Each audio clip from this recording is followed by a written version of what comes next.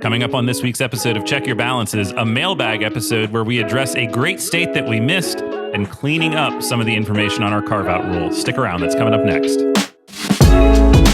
Check Your Balances is a show produced and owned by Craftwork Capital. The views expressed by the hosts and their guests are personal opinions and should not be considered personal financial advice or the opinion of Craftwork Capital. All investments have risk and may lose money. Consult with your financial advisor, tax preparer, or attorney prior to implementing anything discussed, and please do not use this show as the sole basis for financial decisions. Welcome back to another week of Check Your Balances. I am Ross Anderson, joined as always by my friend and co-host, Dan Maseka. Good to see you, bud. Always great being here. It is time for a mailbag episode. Can you believe we are doing an October mailbag right now? I feel like September was gone in a flash, just instantly gone. It's part of getting old, I think. Every day I'm saying, I can't believe we're this far in the year, that it's this year reunion. Time flies. Got to enjoy it. I guess so. Yeah, that seems like what happens to me more and more these days. But I am excited that we're digging into the mailbag today. We got a bunch of good questions. We're getting to the point where we can't even get to all of the questions that we're getting in, which quite frankly is a point of pride for me. Like I'm glad that people are engaged in the show and they have things that they want us to weigh in on. It's also meaning that we're having to start being a little bit more selective. So we will try to get to everybody's question as we can, but let's kick it off with a longtime listener that once asked us to refer to him as an anonymous ophthalmologist. So we're going to start with his question. He writes in and says about our where to retire that Hawaii is an under-the-radar retirement state. Hawaii is actually a very good place to retire financially. Employer-sponsored pension plans and Social Security are not taxed by the state. If your income is derived from these two things, it is possible to have $100,000 due in federal income tax and zero state income tax. Sales tax is 4%. They call it GET, but it's the same thing. And property tax is very low. On an owner-occupied home worth $1 million, property tax is less than $2,000 a year, and we have pretty good weather. I think that he's right with many of those things. Now, I've never been to Hawaii. Dan, have you been there? I haven't. I'd like to. The flight has always scared me off. I think I would want to go for at least a couple weeks. Now, maybe this is unfair. I think the perception, at least for me, is that the natives and people that are like from Hawaii don't want people moving there. And so I'm surprised that somebody that lives in Hawaii would make the suggestion, but maybe I'm completely misinformed. Maybe he just wants us specifically in Hawaii, which is fine with me. I'm here for it. Now, not knowing anything about Maui, I pulled up a city in Hawaii just to do the bestplaces.net comparison. Looks like an expensive place to buy a home, at least by most standards. Totally. When we got this email in, I think he might be right about a lot of what he said. But anecdotally, I always thought of Hawaii as an expensive place to buy things because they have to get a lot brought into the island, which can increase the cost of goods. And looking at the best places comparison, we used Fairfax, Virginia, close to us as a comparison to see what the actual difference would be between living there versus here. The cost of food and groceries is 153.2 relative to a national average of 100. So 50% higher there than in most places. Fairfax, by comparison, is at 114. So just 14% higher than the national average for food and groceries, things we'll be consuming routinely. The other one that surprised me was the utilities number at 182%. Again, I think that's speaking to kind of the challenge of either getting power to the islands and getting things out there versus we're basically right at the national average here in Fairfax. And then there's the Whopper number, which is the median home cost. The national average median home cost, $338,100. So across the entire United States. In Fairfax, $654,000. And Dan, I'm going to let you drop the hammer on, by the way, so this is specific to, is it Kaanapali? I hope I'm saying that even close to correct. I'm not going to try. All right. So I think it's Kaanapali, Hawaii is the exact city we used. Drop the hammer, Dan. What's the median home cost? $1.484 million. Woo! That is a spicy meatball of a home price right there for a median home. So I think from a tax perspective, he is absolutely right. I hope he is enjoying the wonderful weather out there, but that is a heck of a home purchase if you want to live in that part of Hawaii. And there are probably a lot of reasons too. Anyway, I'm sure it's worth it. Yeah. I'm not putting Fairfax up against Hawaii as a better place to live, by the way. I just think you can get a home cheaper here. And I don't think our homes are that cheap. No, certainly not. All right, let's move on to our next question. This comes to us from Eric. He is a longtime listener as well. He says he's asking a question about investment allocation, that he hears the advice to delay Social Security until it maxes out, but that means that you draw down balances in the interim. If you're looking to pass wealth to heirs, what strategy makes sense? Because Social Security stops when you pass away, but life expectancies are increasing. The tie into allocation is how to factor pensions and Social Security in your targeted equity bond cash mix. Dan, how do you think about all that? So there are a couple questions here. When we're talking about maximizing an estate for heirs, I think we just have to do the math is what it comes down to, because your spending is going to dictate which the optimal strategy is for you anyway. Because while it's true that delaying Social Securities means you need to use more of your own resources early on to cover that shortfall, it could also mean that when Social Security kicks in, your distribution rate goes down massively and will allow your assets more time to compound into the future without having to disrupt that.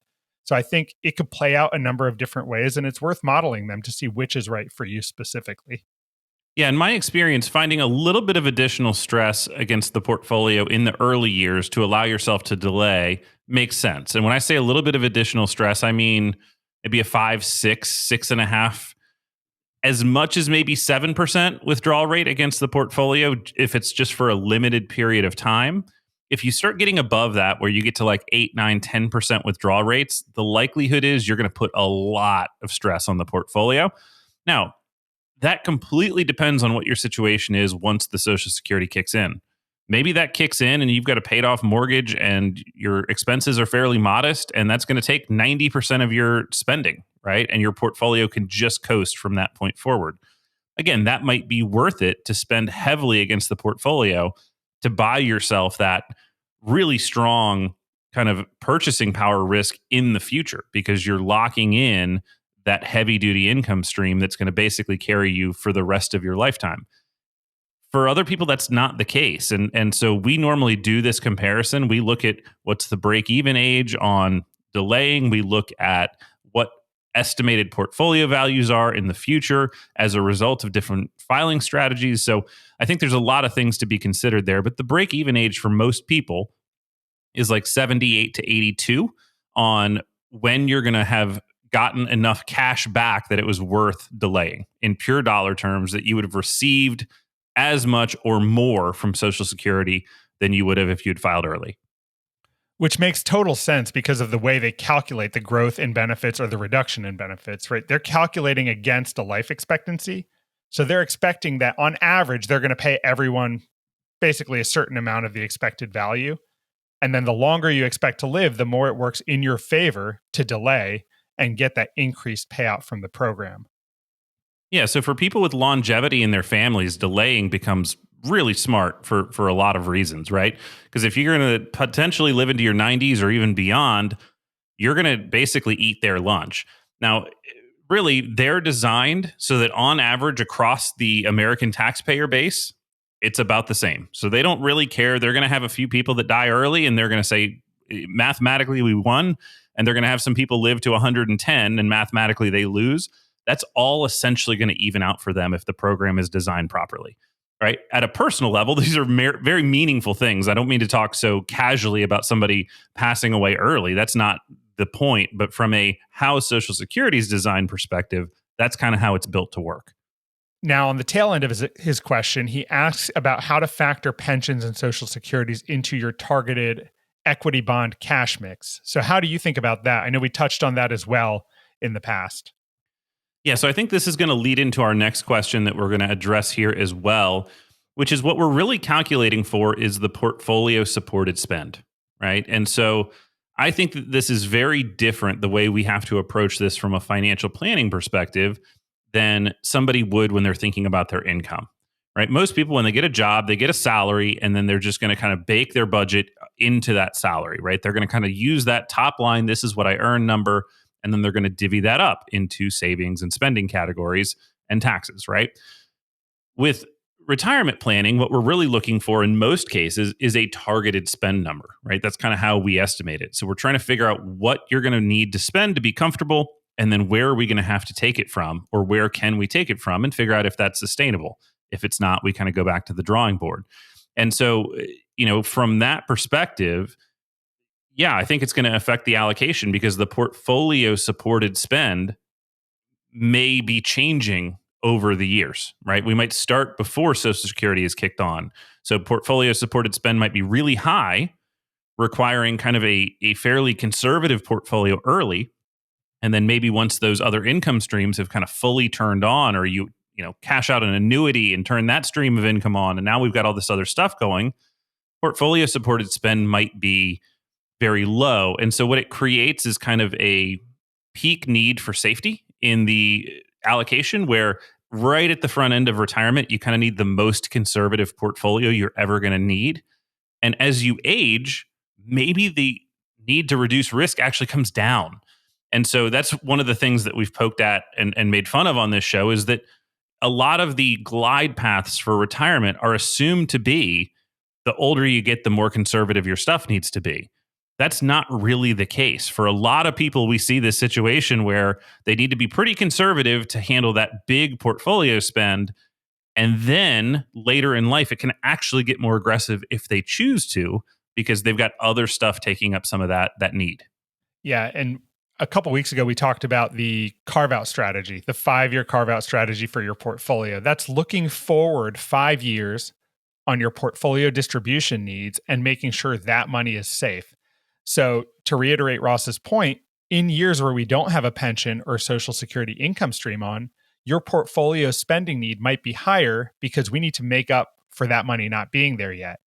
As we roll forward, that 5-year forward-looking cash need might be lower as those income streams start turning on, meaning you can actually invest more of your portfolio than holding it back in safer assets like cash or short-term bonds. That's exactly right. So that leads us right into Ed's question. Ed writes in from Minnesota, and he says, thanks for the carve out episode. I especially like the idea of leaving asset allocation choices unrestricted in the long-term fund. But how would you roll this forward to year 6 and beyond? If I'm recharging the carve out every year, then I might still be faced with pulling from the long-term assets at a bad time, and waiting until year 4 feels like it's reducing the certainty inherent in the strategy. I'm a little nervous from that question that we did a bad job of explaining kind of the second part of the strategy, which is really the decision tree part. But Dan, why don't you take us through how you view that? I think it's always fair to assume we've done a bad job. But hopefully we can rectify this.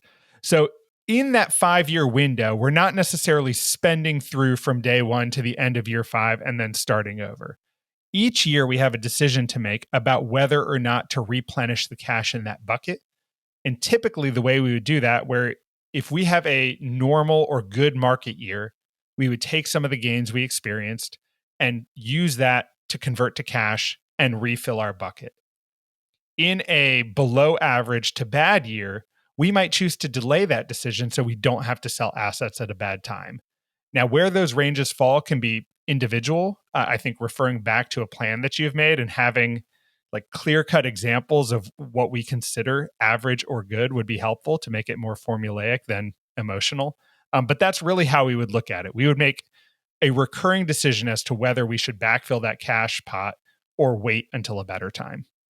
Yeah, the number that I would throw out as the line in the sand is basically any year where you are north of the inflation rate.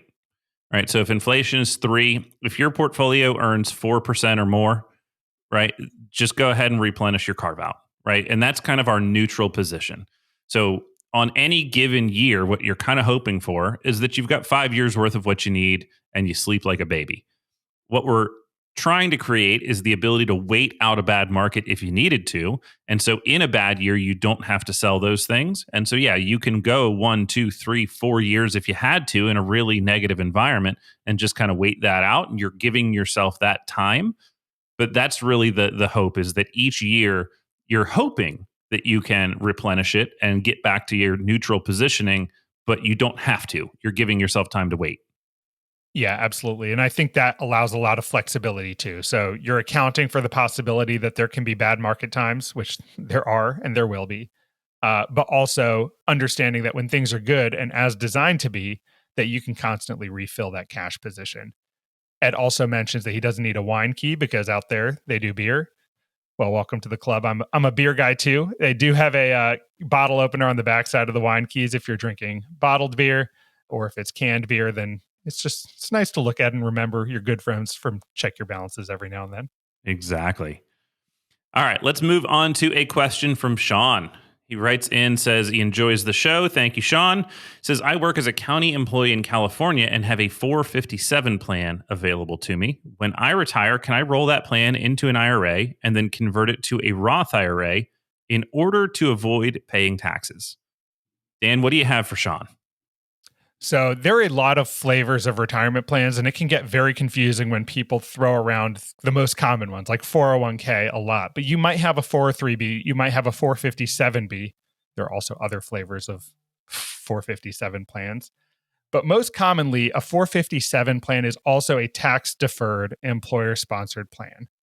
So when you retire, you do have the option, you should have the option to roll it into an IRA, but it's likely that you will need to roll that into a pre-tax IRA as well to avoid a taxable event. So while there is a path towards a Roth IRA, that would probably have to happen through a conversion, which would mean realizing income. So that's not necessarily a tax-free bucket for you in that 457, but you might be able to, over time, work it into a Roth in a tax-sensible way. Yeah, so we've talked about Roth conversions a lot on our show, and I can see how it's easy to get kind of mixed up in some of these just because of how often and how frequently the words get used. We talked a couple weeks ago about a backdoor Roth. A backdoor Roth IRA conversion means that you're putting after-tax money into a traditional IRA and you're converting it, which is essentially going to be an almost tax-free transaction if you meet the certain conditions. Go back and listen to that show if you need to. Right. So a backdoor Roth, if you don't have any other pre-tax IRA assets or anything else of that nature, that is almost tax-free. And then that money is going to grow tax-free and come out tax-free. Right. That is the backdoor strategy. A regular Roth conversion means that you are choosing to pay taxes this year on the money that you're converting. So if you've got a regular 457, all pre-tax money, you have the choice after you roll that into a rollover IRA to, whether it's $1 or all of it, to make a conversion of those dollars. And when you do that conversion, you are saying to the government, I am choosing to treat this money as income this year, but I am not going to take it and put it in my pocket. I'm going to put it into this Roth IRA where I'm going to let it sit for at least 5 years, and then it will be tax-free forever. So very, very different between the backdoor and a regular Roth conversion. I just want to make sure that we really hammer that home, that those are two very, very different types of transactions with different impacts. Roth conversations are unnecessarily difficult by all of the rules that are in place around them. Yeah, no, it's just complicated. And we try to be really specific with our language. And I completely understand. You're probably driving, you're in traffic right now.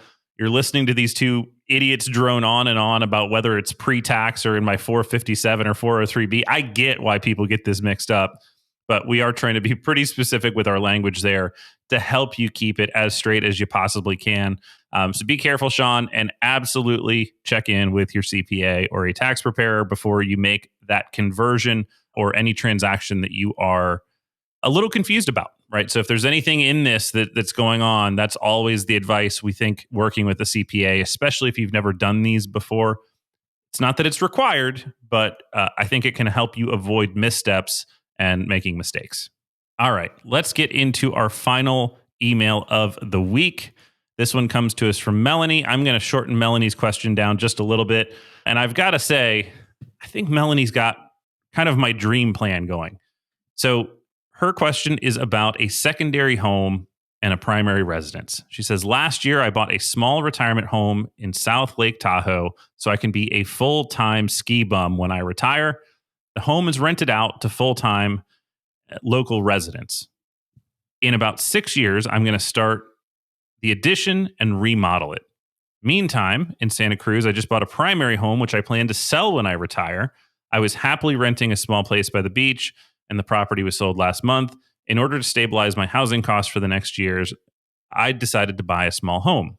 My question is, when I convert the Tahoe home, which right now is a second, into a primary residence, what implications does that have? Is there anything I should be doing now?